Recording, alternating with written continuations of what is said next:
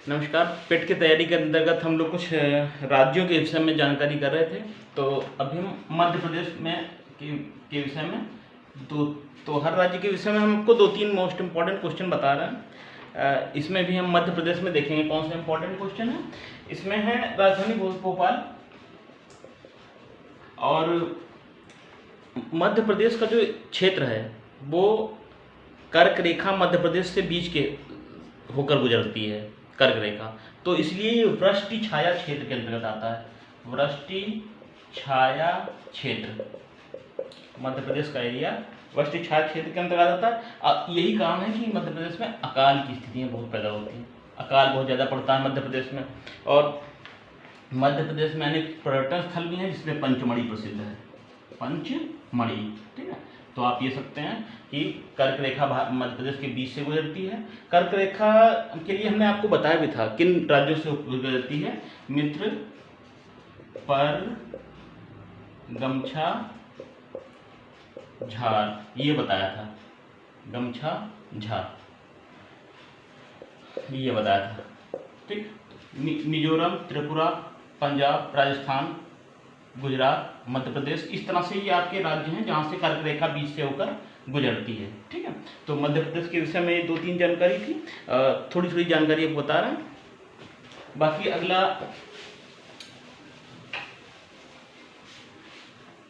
है, देखिए झारखंड। झारखंड के विषय में 2-3 बातें हम जानेंगे। हर राज्य के विषय में इंपॉर्टेंट क्वेश्चन जहाँ से हो सकते हैं कि राजधानी रांची है, और सबसे अधिक अपना देश का कौन सा ऐसा राज्य है सबसे अधिक खनिज के क्षेत्र में संपन्न है।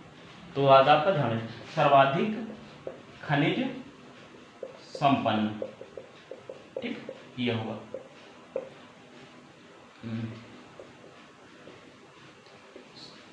खनिज की दृष्टि से सर्वाधिक संपन्न आपका झारखंड हो जाएगा। और घाटशिला है जो यहाँ, वो प्रथम तांबा प्रगलन संकलन केंद्र है। घाटशिला में प्रथम तांबा प्रगलन केंद्र स्थित है, स्थापना हुई यहाँ हुई है। और झारखंड में एक खास बात है कि छोटा नागपुर का पठार सर्वाधिक खनिज उत्पादन के लिए प्रसिद्ध है। ये क्वेश्चन ग्रुप डी में आया हुआ क्वेश्चन। तो क्या बोलते हैं उसको, छोटा नागपुर का पठार, हाँ, इसलिए है खनिज संपदा सर्वाधिक खनिज संपन्न है, खनिज संपन्नता है, ठीक है। चलिए और देखेंगे थोड़ा छत्तीसगढ़ के बारे में जानेंगे। बस 2 लाइन इंपॉर्टेंट है इसमें जो इंपॉर्टेंट आपकी इम्तिहान में आ सकते हैं। और अगला है छत्तीसगढ़। छत्तीसगढ़ की राजधानी रांची है। रायपुर है छत्तीसगढ़ की राजधानी, रायपुर, ठीक। और बघेलखंड का पठार स्थित है। छत्तीसगढ़ में है बघेलखंड का पठार। जैसे छोटा नागपुर का पठार है आपका झारखंड में, वही बघेलखंड का पठार है यहाँ। अगर आ जाए क्वेश्चन, बघेलखंड का पठार कहाँ है, का पठार ये आपका है छत्तीसगढ़ में, ठीक है। और दक्षिण कोसल, इसका पहले छत्तीसगढ़ का नाम था, पहले दक्षिण कोसल के नाम से पहले इसको जाना जाता था।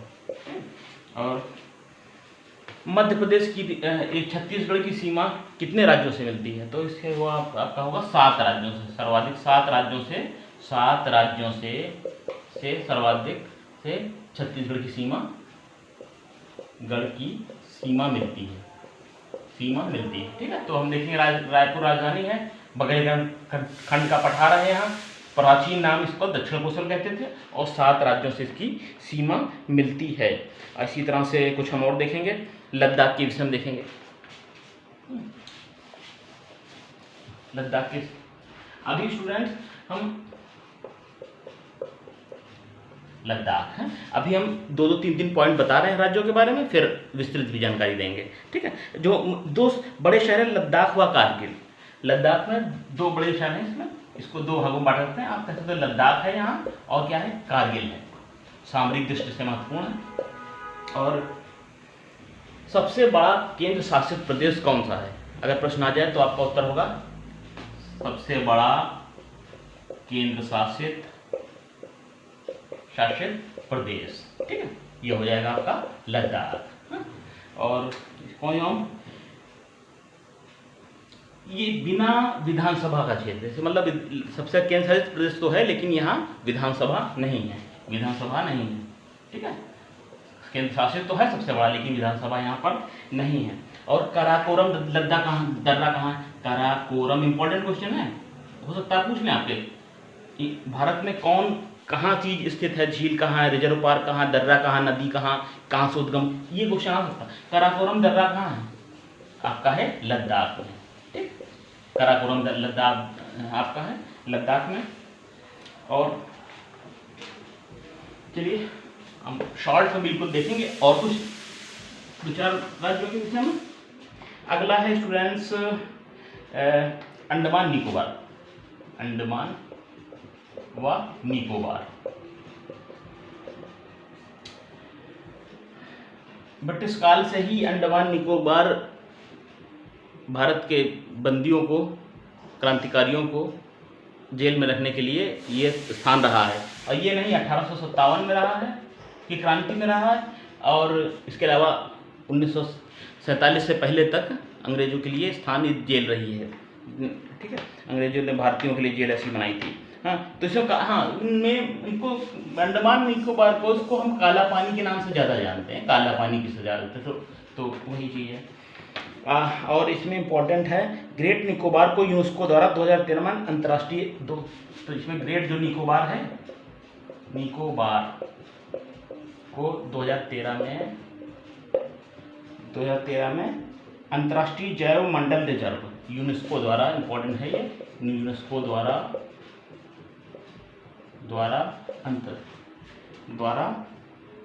जैव मंडल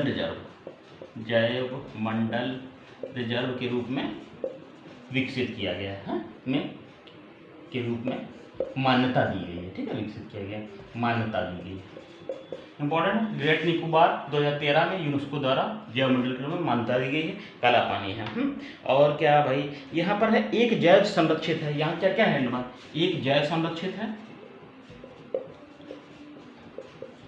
और 9 राष्ट्रीय पार्क हैं, 96 अभ्यारण्य, 9 राष्ट्रीय पार्क हैं और 96 अभ्यारण्य, ठीक है। तो ये ग्रेट निकोबार के विषय में जानकारी थी थोड़ी सी। और हम देखेंगे इम्पोर्टेंट कौन सा है, केरल देख लेते हैं स्टूडेंट, ठीक है। केरल के विषय में थोड़ा जान लेंगे, दो लाइनें। राजधानी तिरुवनंतपुरम,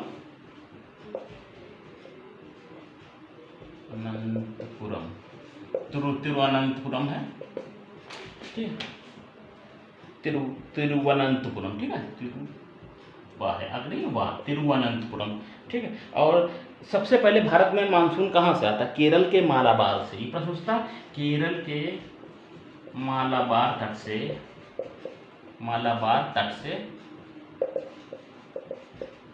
पहला मानसून, भारत में अगर पूछा जाए कि भारत में पहला मानसून किधर आता है तो आपका होगा भारत में केरल के मालाबार तट से आता है। अंतिम समय तक कौन सा ऐसा राज्य है जहां मानसून रहता है अंतिम समय तक? तो वो होगा आपका पंजाब। तो मतलब केरल के मालाबार तट से उठता है मानसून और समाप्त कहाँ होता है? पंजाब में सबसे लास्ट तक रहता है, ठीक है। वन लाइनर क्वेश्चन है ये। अच्छा, पहली वर्षा होती है अगर केरल में तो उसको आम्र वर्षा कहते हैं, मानसून की पहली वर्षा को कहते हैं आम्र वर्षा या पीली वर्षा कहते हैं, ठीक, आम्र वर्षा या पीली वर्षा कहते हैं। थोरियम का पदार्थ में इंपॉर्टेंट क्वेश्चन है ये, थोरियम का सबसे बड़ा भंडार केरल में है, ठीक है। और पहला, सभी गांव विद्युतीकरण है और पूरी तरह से डिजिटलाइज्ड है ये।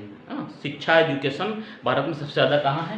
केरल में है। सभी गांव में विद्युतीकरण है और डिजिटल है बिल्कुल। यहाँ पर पहला डिजिटल राज आप कह सकते हैं कि हर गांव में वहाँ लाइब्रेरी, जैसे यहाँ गली गली में दुकानें होती हैं, हर गली में बुक्स हैं, लाइब्रेरी हैं, हर गांव में बिजली है और डिजिटल पूरी तरह से, पूर्णतः आप कह सकते हो पूर्णतः डिजिटल।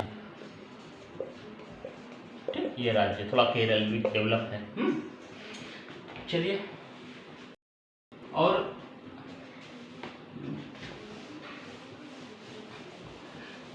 एक दो राज्यों के विषय में वन लाइनर क्वेश्चन है और इम्पोर्टेंट हो सकते हैं। चलिए, हम आपको कौन सा बताएं आपको, अब हम आपको बताएंगे कर्नाटक। ठीक, कर्नाटक के विषय में थोड़े पॉइंट देखेंगे हम। कर्नाटक की राजधानी है बेंगलुरु। ठीक, बेंगलुरु है। और प्रसिद्ध जगह क्या है यहाँ? बाबा बुदन की पहाड़ी है, बाबा बुदन की पहाड़ी, ये फेमस जगह है खनिज अयस्क के लिए। और है केंद्रमुख, वाह यहाँ पर वाह केंद्रमुख, लौह अयस्क के लिए प्रसिद्ध है, बहुत फेमस है। कर्नाटक में बाबा बुदन की पहाड़ी व केंद्रमुख लौह अयस्क के लिए प्रसिद्ध है। और यहाँ कौन सी काली मिट्टी पाई जाती है? ठीक है, कर्नाटक में काली मिट्टी पाई जाती है। और मसाले व कहवा के लिए, किसके लिए सबसे ज़्यादा? मसाले के लिए व कहवा के लिए प्रसिद्ध है। काली मिट्टी जो है महाराष्ट्र में सबसे ज़्यादा पाई जाती है, कर्नाटक में सबसे ज़्यादा पाई जाती है। मसाले व कहवा के लिए सर्वायुक्त उपयुक्त मिट्टी है ये। अच्छा, यह जोग गर्सोपा, जोग जलप्रपात, इसको कहते हैं महात्मा गांधी जलप्रपात, महात्मा गांधी जलप्रपात। ठीक है, जलप्रपात प्रपात, ये सबसे भारत का ऊंचा जलप्रपात है। ये कौन है? सबसे ऊंचा जलप्रपात, जलप्रपात है। और किस नदी पर है? शरावती। इंपॉर्टेंट क्वेश्चन है स्टूडेंट्स, जो ये जलप्रपात या महात्मा गांधी जलप्रपात सबसे ऊंचा जलप्रपात है और ये किस नदी पर है? शरावती नदी पर है। ये कहाँ है? ये आपका है कर्नाटक में। चलिए, इसी तरह से हम नोट कर लीजिए इसको। तो चंद राज्यों के विषय में हमने जानकारी दी आपको, जो मोस्ट इंपॉर्टेंट क्वेश्चन उस राज्य से निकल के आ सकते थे। वैसे बताने को तो इतना है, एक राज्य के विषय में बहुत है, लेकिन जो मोस्ट इंपॉर्टेंट हमको लगा जो आ सकते हैं बताए। कुछ राज्य जो बचे हैं हम नेक्स्ट वीडियो में आपको बता देंगे। आप सब्सक्राइब कीजिए, बने रहिए।